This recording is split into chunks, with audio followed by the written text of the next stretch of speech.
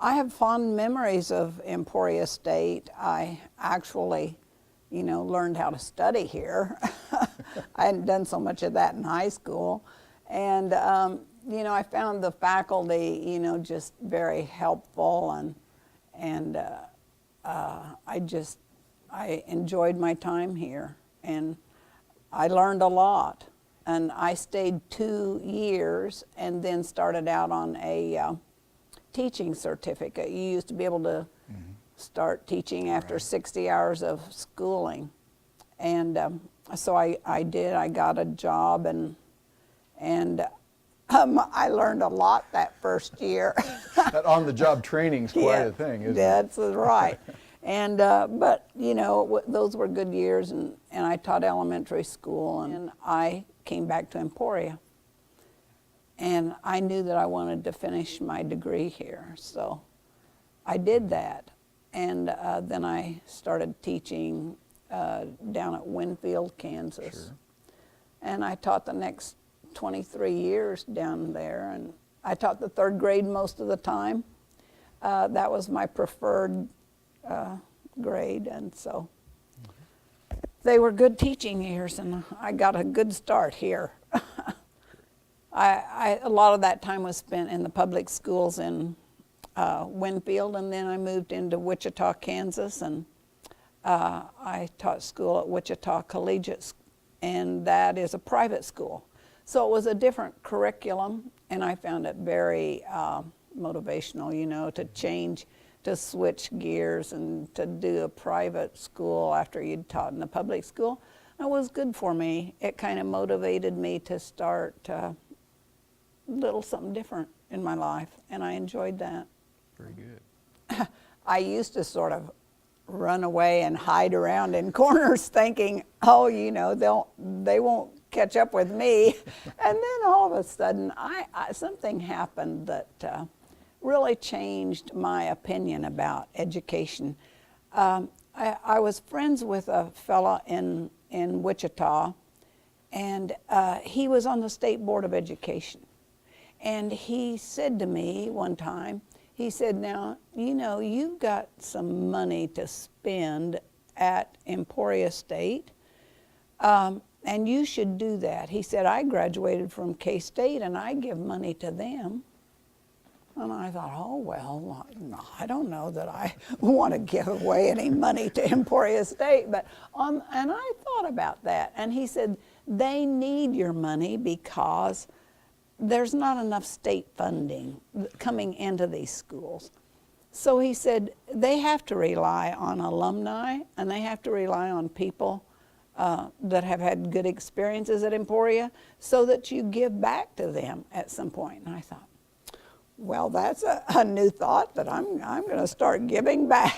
So I think that guy, I thought, if he's going to give money to K-State, I'm going to get busy and give money to Emporia State because they need it. He said so, and I had a good experience there, and I learned a lot. I became a successful teacher because of what I learned here.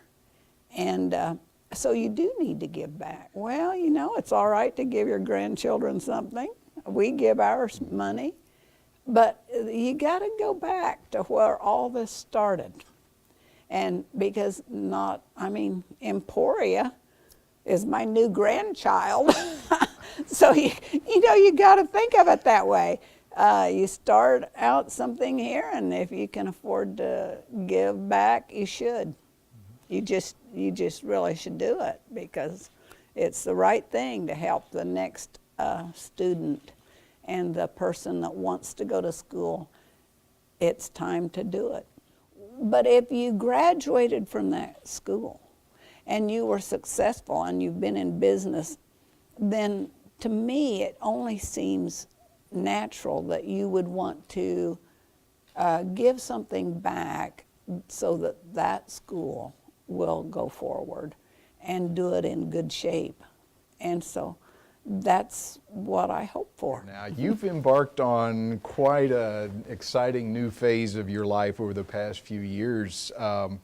You're a runner. Well, Tell us about that passion, and how did you decide to take that up as a distance running as a hobby? well, at 75 years old, a lot of people look at me and say, "You're a runner." And I started out with that.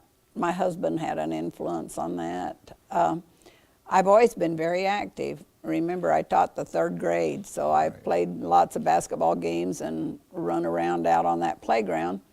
And I have always walked and I've been active. But I took it one step farther 4 years ago when all of a sudden I read an article in the Wichita Eagle that said they were having a race at Hesston, Kansas, and it was just for women, and that there would be age groups, and all the women would gather there. And it's a big race, by the way. About 2,000 women go to Hesston, Kansas to run this race every spring. I'm in hot training for it right now. Exactly. And I thought, well, I'll just go up there. I hadn't trained or done too much. I thought, I'll just go up there and run that race and see what those people are doing, because Bob had been having me run around the cul-de-sac, and he had been timing me with his stopwatch, and we had just been messing around, you know, because I was entertaining him, and we were outdoors. So in that race, I got second. The first race I had run. Well, I was pretty motivated by that. Sure. And my time was not really real good. It wasn't terrible, but it certainly wasn't like it is now. So I thought, you know, I wonder how much better I could be if I would really work at this. So I started going out and running, and then I started training with our fitness people there at the retirement center where I live. And they were so supportive, and so I just kept running a race every Saturday. And the more I would win, the better I felt. You know, it's a great ego trip. Sure, yeah. And so I just, that's how I got started. It was my goal to run 175 races by the time I turned 75. And I was able to accomplish that in 4 years. And now my goal is to see how many more races I can run. You know, for me, running is so much within you, and it's so somehow it has to be within this university to accomplish the goals that they want to accomplish.